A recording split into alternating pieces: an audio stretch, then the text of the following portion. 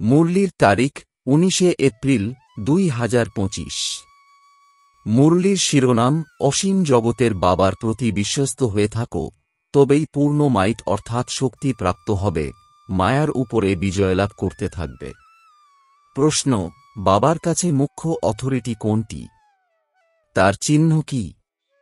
উত্তর: বাবার কাছে মুখ্য হল জ্ঞানের অথরিটি।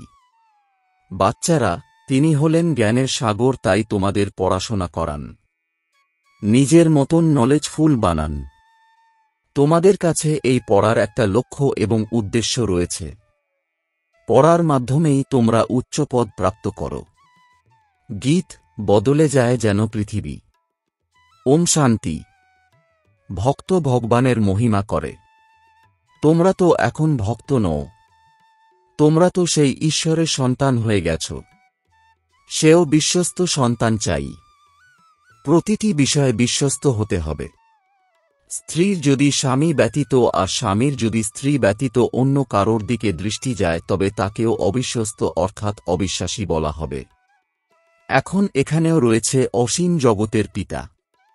ওনার প্রতি অবিশ্বস্ত এবং বিশ্বস্ত দুই থাকে। বিশ্বস্ত হয়ে পুনরায় অবিশ্বস্ত হয়ে যায়। বাবা হলেন হাইয়েস্ট অথরিটি, সর্বশক্তিমান, তাই না? ওনার সন্তানদেরও তো তেমনই হওয়া উচিত। বাবার মধ্যে শক্তি রয়েছে, বাচ্চাদের রাবণের উপর বিজয় প্রাপ্ত করার যুক্তি বলে দেন, তাই ওনাকে বলাও হয় সর্বশক্তিমান। তোমরাও হলে শক্তিসেনা, তাই না? তোমরাও নিজেদেরকে সর্বশক্তিমান বলবে। বাবার কাছে শক্তি রয়েছে, তা তিনি তোমাদেরকে দেন, আর বলে দেন যে কিভাবে তোমরা মায়ারূপী রাবণের উপর বিজয় প্রাপ্ত করতে পারো, তাই তোমাদেরকে শক্তিমান হতে হবে। বাবা হলেন জ্ঞানের সর্বময় কর্তা। তিনি নলেজফুল, তাই না? যেমন ওই সমস্ত মানুষ হল শাস্ত্রের, ভক্তিমার্গের সর্বময় কর্তৃত্ব, তেমনি এখন তোমরা অলমাইটি অথরিটি নলেজফুল হয়ে যাও। তোমরাও নলেজ পাও। এ হল পাঠশালা। এখানে যে পড়া তোমরা পড়ো, তার দ্বারাই উচ্চপদ প্রাপ্ত করতে পারো। এমন একটাই পাঠশালা রয়েছে। তোমাদের এখানে পড়তে হবে, আর কোনো নমস্কারাদি করতে হবে না। পড়াশোনার মাধ্যমে তোমরা উত্তরাধিকার প্রাপ্ত করো, এইম অবজেক্ট রয়েছে। বাচ্চারা, তোমরা জানো যে বাবা হলেন নলেজফুল। ওনার পড়ানো সম্পূর্ণই পৃথক। জ্ঞানের সাগর তো বাবা, তাই তিনিই জানেন। তিনি আমাদের সৃষ্টির আদিমধ্যন্তের নলেজ দেন। তা আর কেউই দিতে পারে না। বাবা সম্মুখে এসে জ্ঞান প্রদান করেন, পুনরায় চলে যান। এই পড়াশোনার প্রালব্ধ কি পাওয়া যায়, তাও তোমরা জানো। বাকি আর যে স্কল সৎসঙ্গাদি আছে, গুরুগোসাই ইত্যাদি আছে, সেসব কিছুই ভক্তিমার্গের। এখন তোমরা জ্ঞান প্রাপ্ত করছ। তোমরা এও জানো যে ওদের মধ্যে কেউ যদি এখানকার হয় তাহলে বেরিয়ে আসবে। বাচ্চারা, সেবার জন্য তোমাদের বিভিন্ন রকমের যুক্তি বের করতে হবে। নিজের অনুভব শুনিয়ে অনেকের ভাগ্য তৈরি করতে হবে। তোমাদের অর্থাৎ সেবাধারী বাচ্চাদের স্থিতি অত্যন্ত নির্ভয়, শুদ্রী অর্থাৎ অটল যোগযুক্ত হওয়া উচিত। যোগযুক্ত হয়ে সার্ভিস করলে সফলতা পেতে পারো। বাচ্চারা, তোমাদের নিজেদের সম্পূর্ণ সতর্ক থাকতে হবে। কখনো আবেশে আসা উচিত নয়, পাকাপাকিভাবে যোগযুক্ত হওয়া উচিত। বাবা বুঝিয়েছেন যে বাস্তবে তোমরা সকলেই হলে বানপ্রস্থী, বাণীর ঊর্ধ্বের স্থিতিসম্পন্ন। অর্থাৎ যারা বাণীর ঊর্ধ্বে থেকে ঘরকে এবং বাবাকে স্মরণ করে। এছাড়া তাদের আর কোনো ইচ্ছা নেই। আমাদের ভালো ভালো বস্ত্র চাই, এইসব হল বিকারী ইচ্ছা। দেহ অভিমানীরা সেবা করতে পারে না, তার জন্য দেহী অভিমানী হতে হয়। ভগবানের বাচ্চাদের তো শক্তি চাই, আর সে শক্তি হল যোগের। বাবা তো সকল বাচ্চাদের বিষয়ে জানতে পারেন, তাই না?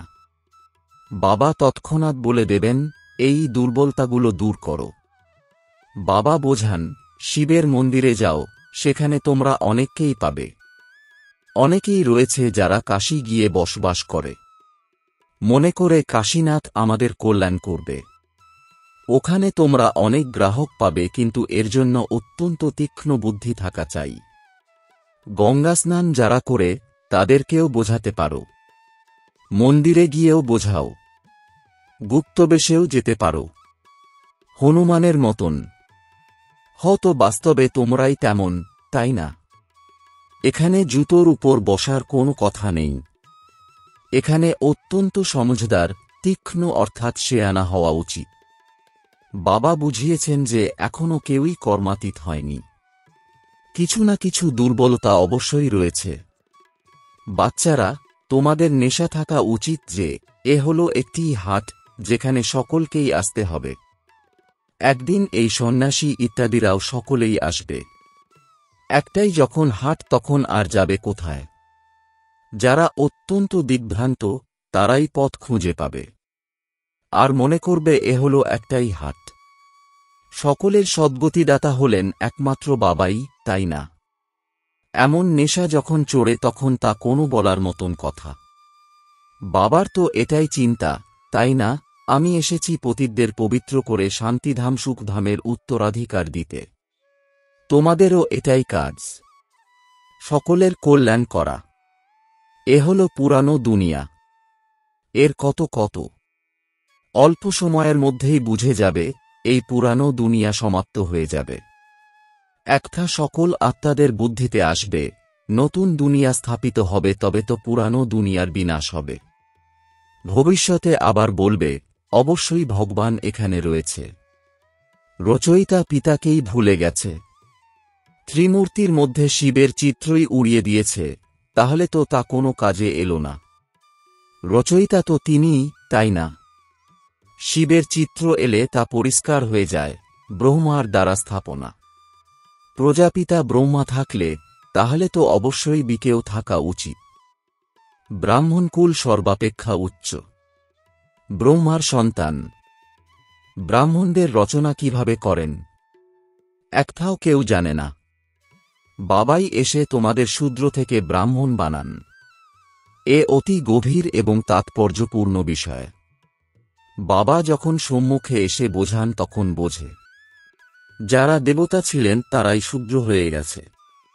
এখন তাদেরকে কিভাবে খুঁজবে তার জন্য যুক্তি বের করতে হবে, যেন তারা বুঝতে পারে যে বিকেদের এই কার্য মহান। কত পর্চা অর্থাৎ পরিচয়পত্র ইত্যাদি বণ্টন করা হয়। বাবা এরোপ্লেনের মাধ্যমেও পর্চা ছড়িয়ে দেওয়ার বিষয় বুঝিয়েছেন। কমপক্ষে সংবাদপত্রের মতন একটা কাগজ হোক, এর মধ্যে মুখ্য পয়েন্টস, সিঁড়ি ইত্যাদিরও আসতে পারে। মুখ্য হল ইংরেজি আর হিন্দি ভাষা।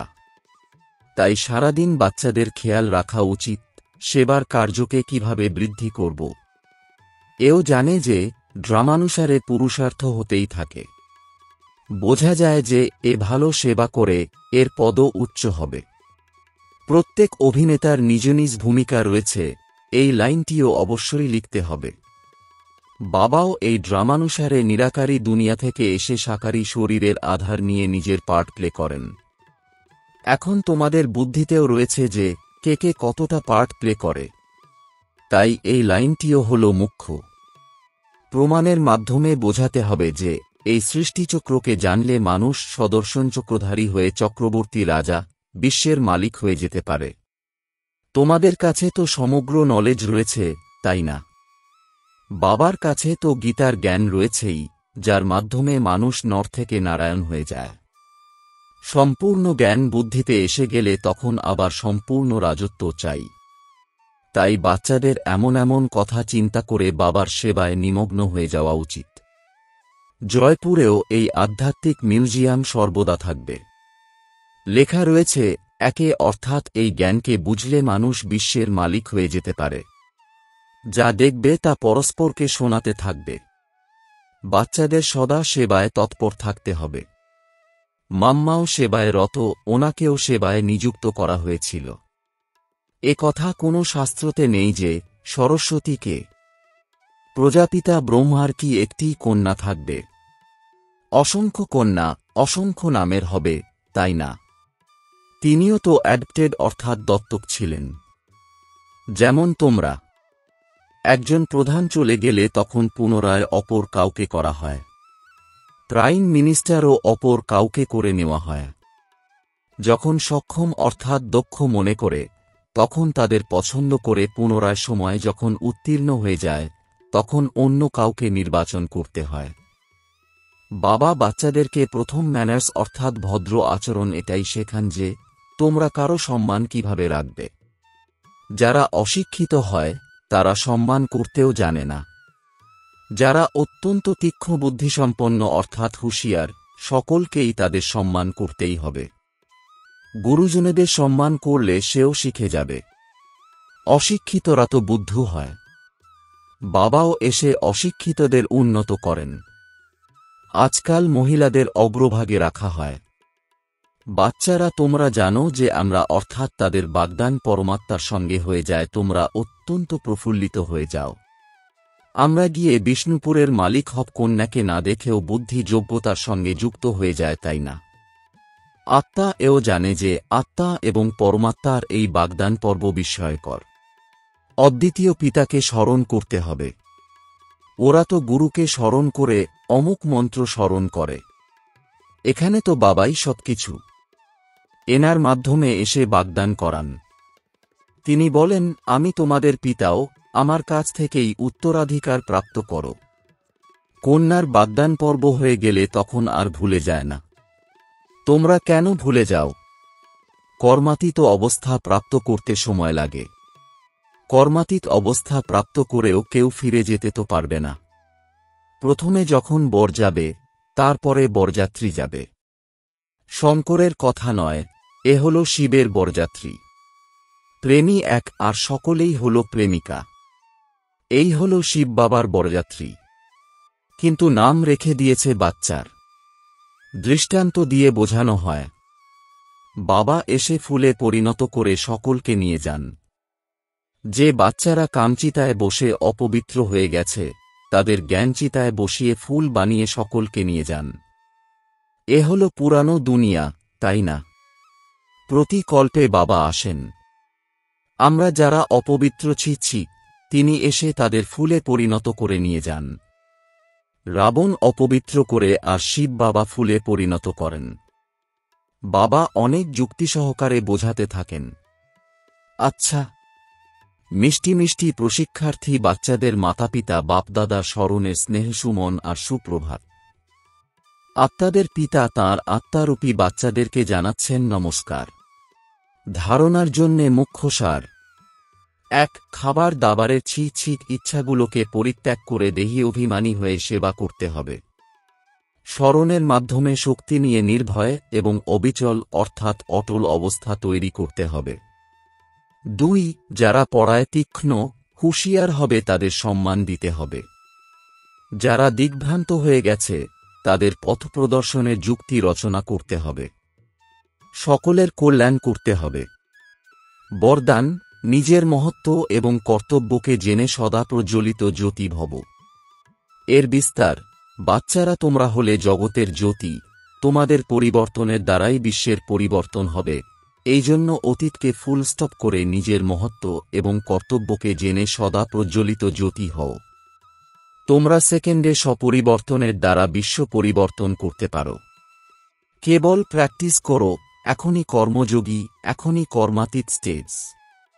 যেরকম তোমাদের রচনা কচ্ছপ সেকেন্ডে নিজের অঙ্গগুলি খোলসের মধ্যে ঢুকিয়ে নেয়, এইরকম তোমরা মাস্টার রচয়িতা সমাহিত করার শক্তির আধারে সেকেন্ডে সর্বসংকল্পগুলিকে সমাহিত করে এক সংকল্পে স্থিত হয়ে যাও। স্লোগান: লাভলীন স্থিতির অনুভব করার জন্য স্মৃতি বিস্মৃতির যুদ্ধ সমাপ্ত করো। ওম শান্তি।